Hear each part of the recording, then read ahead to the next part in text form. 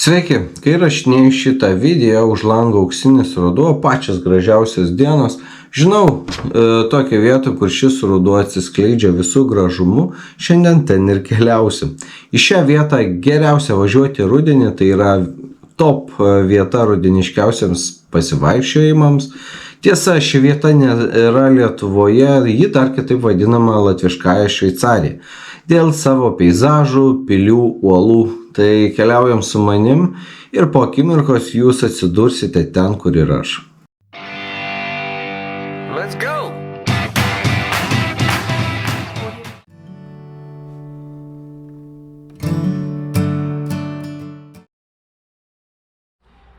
Na štai aš jau ir prie Gutmanio uolos įguldoj. Iš tikrųjų, pirmas objektas yra garsioji uola.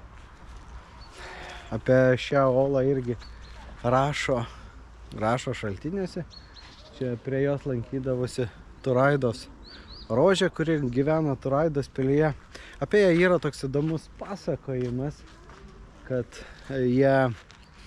Turaidos rožė įsimylėjo vietinį sodininką Heilą ir jie nuolat susitikinėdavo prie šitos uolos. Tačiau vieną dieną Heilas vakare negalėjo čia atvykti ir pasakė, kad bus dienos metu. Tai dienos metu atėjo rožė, aišku, Gutmanio to Heilo nebuvo. Tai vakare atvyko ir nerado tos rožės, pasirodo, rožė žuvo. Ir šiuo metu ta rožė yra palaidota prie Turaidos bažnyčios. Na ką, ir dabar laiptukais galima pakilti į Gutmanio uolos, ant pačio Gutmanio uolos viršūnės. Na ką, ir lipam dabar laiptukais. 2000 years later. Užlipom laiptukais, labai daug laiptukų iki pat Gutmanio uolos viršus, padarytas takas. Ir dabar radau va čia už savęs rodiklę, galim tiesiog miško takeliu apačion iki pat uolos nusileisti. Bus 510 metrų, tai atgal laiptukais nebeisim, tai eisim va šituo miško keliuku. Žemyn takais, kaip kokioj Austrijoj kalnų takeliais. Žemyn į papėdę vėl atgal prie Gutmanio uolos.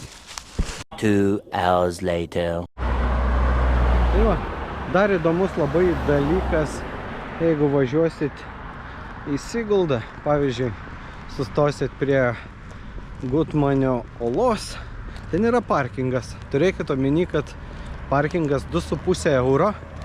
O jeigu norėsit prie Turaidos pilies nevažiuoti, bet nueit peškom, tai į vieną pusę 750 metrų. O jeigu norit prie pat beveik pilies privažiuoti, yra vėl parkingas, kuris irgi vėl mokamas. Tai už 2 objektus, už 2 parkingus jūs sumokėsit 5 eurus. Tai jeigu mėgstat labai vaikščiot, galit ir sutaupyti 2,5 euro. Atvykom dar į vieną labai gražų objektą, kuris tinka rudeniškiem pasivaikščiojimams. Tai va čia va į tokią nueisim palei Gaujos upę. Yra Velnio uola vadinama tokia, kuri labai gražiai matosi. Aišku, reikia paeiti kažkur 930 metrų palei upę. Labai gražus rudeniški pilni lapų takai. Ir toliau dar irgi maža yra Velnio uola tokia, irgi ten reikia paeiti. Ten šiaip apskritai aplink einant vien tokios vietos čia labai gražios. Ir praktiškai čia, kur eini, vienas po kito gaunasi gražus objektai. Aišku, tik tai gaunasi iki pirmo objekto maždaug kilometras.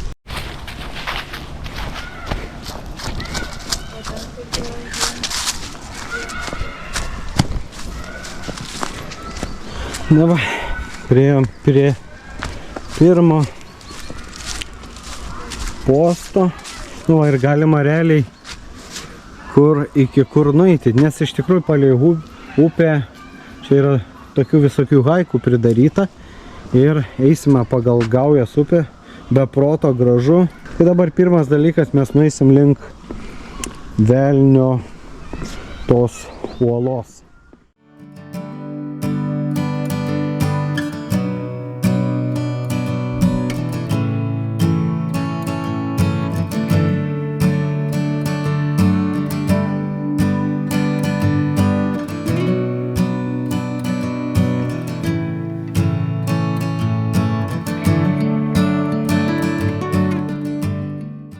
Va, čia rodiklė, dabar pereisim tą gražų tiltą ir per Gaujos upę ir tada link Velnio klintės. Maždaug liko apie 500 grubiai metrų.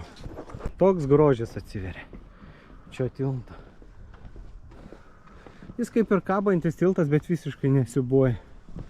Visiškai nieko. Labai gražu. Ir tolumoje irgi gali matyti vieną uolą. Be proto gražus vaizdas atsiveria einant per tiltą, per Gaujos upę. Ir va ten tolumoj matosi kalnai, va, kuriais mes praėjom. Čia tos klintis. Labai gražus vaizdas. Aišku, gaila, kad šitą GoPro netraukė iki tos vietos. Bet mes va dabar takučiu realiai praeisim iki tų Velnio uolos, kaip sakant. Ir gal bus iš arčiau bus galima pamatyti jas. Už mano nugaros garsioji Velnio uola. Iš tikrųjų, jeigu gerai įsižiūrėsit, va ten va tarp pušų yra irgi uola, kur galime įlist. Aišku, jie aukštai. Čia reikėtų dar mokėti ją įlist. Bet aišku, visa atsidengus uola, klintis. Labai gražu.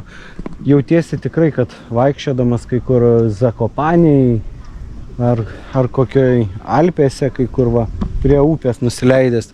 Labai čia gražu. Dabar dar į vieną pusę pasuksim. Yra irgi dar viena uola.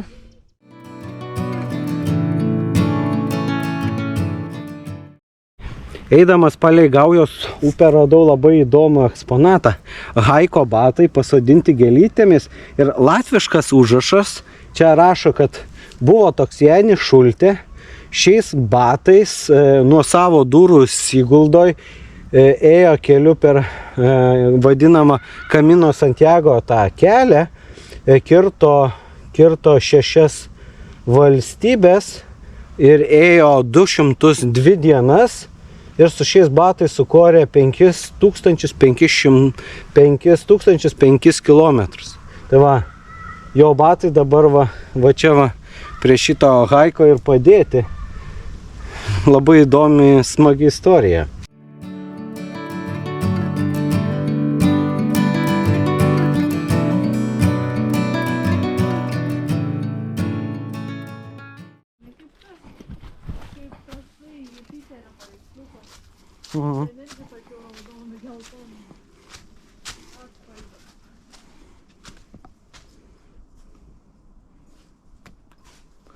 Uoliena.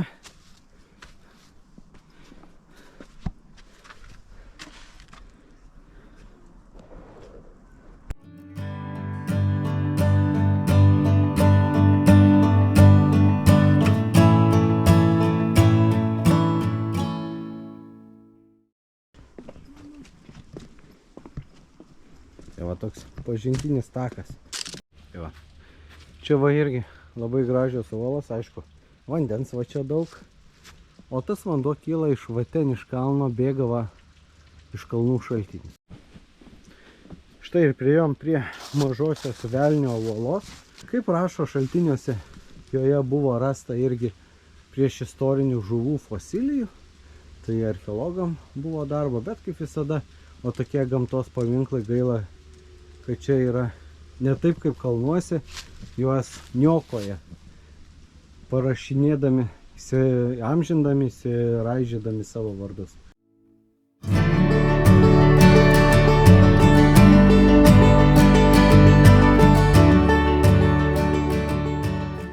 Atvykom į dar vieną gražią vietą. Paradise Hill angliškai vadinasi. Lietuviškai gal būtų Rojaus kalnas, kalva. Tai čia nuo jos turėtų atsiverti labai gražus vaizdas. Ir matytis visa Sigulda, pilis. Atsiverti tikrai beproto gražus vaizdas. Iki Paradise Hillo dar 720 metrų.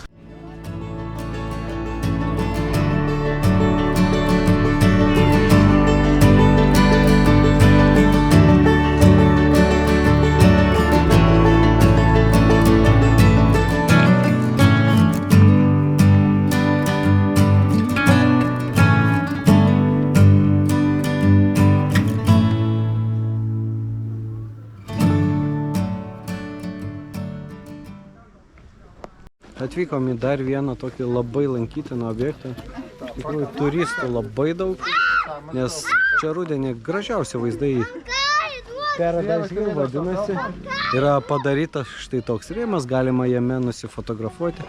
Atsivers visa graži panorama, visas lygus kalnuotas reljefas, spalvų margumynai. Šiandien aplankėme nuostabią Siguldą Latvijai, kur tyrinėjome nuostabius gamtos objektus toli nuo masinių turistų srautų, pasigrožėję peizažais ir gaiviu oru. Išalkę sustojome į vieną kavinę jaukią tokią pavalgyti. Po skanaus maisto keliausim atgal į Lietuvą. Laukia dar maždaug 200 km. Tai jeigu jums patiko šitas video, nepamirškit paspausti subscribe mygtuko apačioje, užsiprenumeruoti kanalą, paspausti like ir parašyti komentarą. Iki kitų kartų, čia buvo Eimantas. 1 hour later. Išvažinėjant jau iš Siguldos prie bobslėjaus Ragučio trasos atsiveria labai beproto gražus vaizdas, bet matosi, čia nėra visiškai niekur sustot, visi realiai stoja parkinge, visas parkingas gaunasi kitapus juostos, pervažiuojant per ištisinę liniją, prie ištisinės linijos, niekam neįdomu, tai o jeigu policija čia važiuotų, tai čia 10 baudų būtų. Bet sakau, visai toksai objektas, kur galimėtų kažką irgi padaryti. Apačioj matosi bobslėjaus nuvažiavimai, trasos galas, keltuvai. Beproto gražus vaizdas. Realiai visiškai nelankytinas objektas.